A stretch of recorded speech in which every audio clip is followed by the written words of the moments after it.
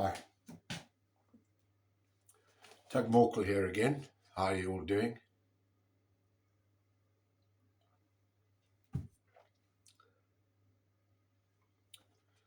I continue with Chapter 8 of Doug's Trek, my memoir of moral injury. Chapter 8 is my time in the Rhodesian SAS.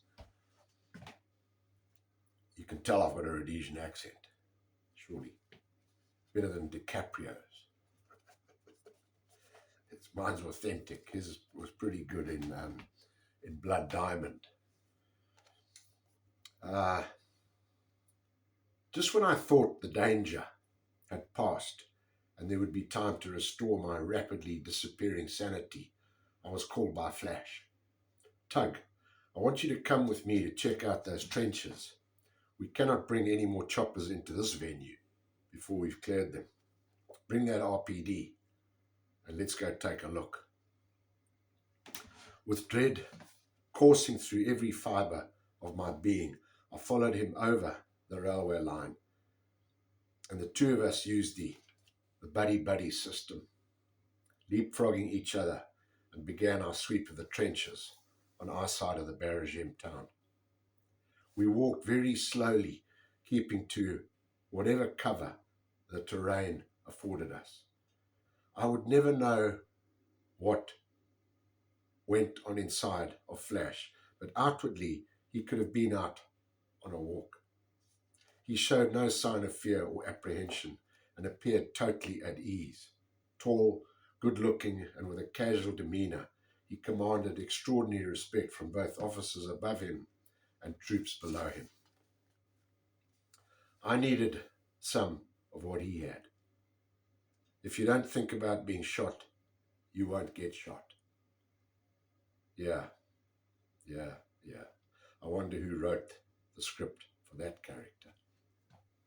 It was beginning to get dark when Flash suddenly stopped and indicated a thumbs down sign. I went to kneel, but I couldn't see what lay ahead. Fear got a grip of me again as we suddenly came under fire. I identified the source of incoming and raised the RPD to return the fire when the face veil I had been wearing around my neck came loose and got caught up in the feed belt of the weapon. The gun jammed and I had to think very quickly as I worked to clear the stoppage. Thankfully, Flash took care of the gook.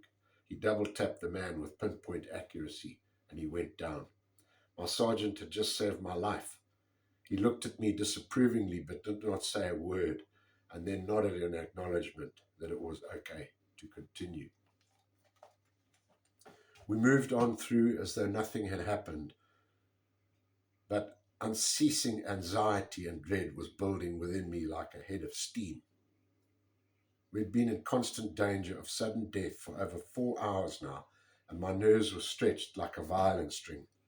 I cautiously entered the gloom of a wooden shelter and something sinister moved. I instinctively opened fire. A muffled scream was cut short and a body fell to the floor. I had taken another human life. We pressed on. My heart racing and pumping adrenaline kept me ever alert and afraid. We moved stealthily through the remainder of the trench network until Flash seemed satisfied. We had cleared the area and we moved back to the relative safety of our embankment and close to the other soldiers. The bridge we had been defending now was wired with a relay of high explosive charges. Reports from the air crews overhead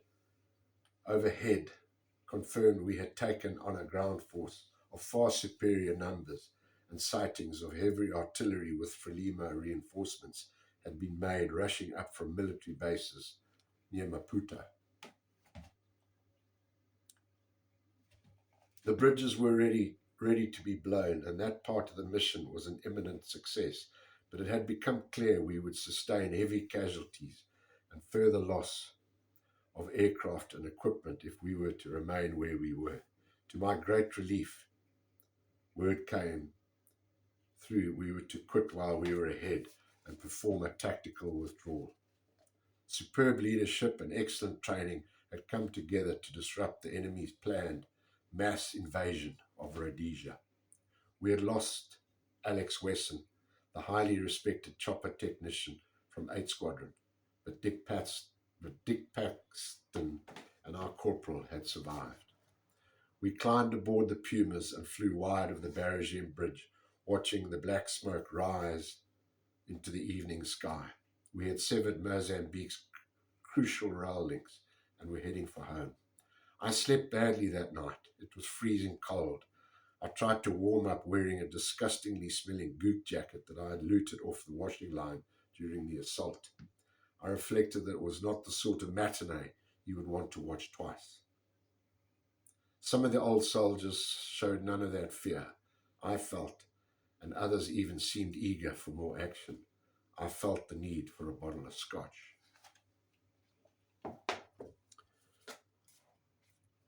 On that one about, that's what I wrote at the time.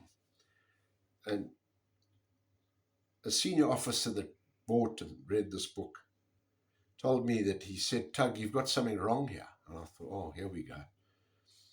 And he said that business, that bit where you write in your back book that some of the old soldiers showed none of the fear I felt was incorrect. They were just as fearful as we were. They just didn't show it like I did. Anyway, stay tuned. Tug's Trek is not finished.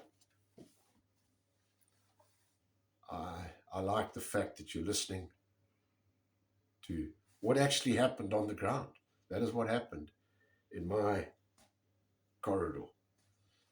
And there's been no dispute about that.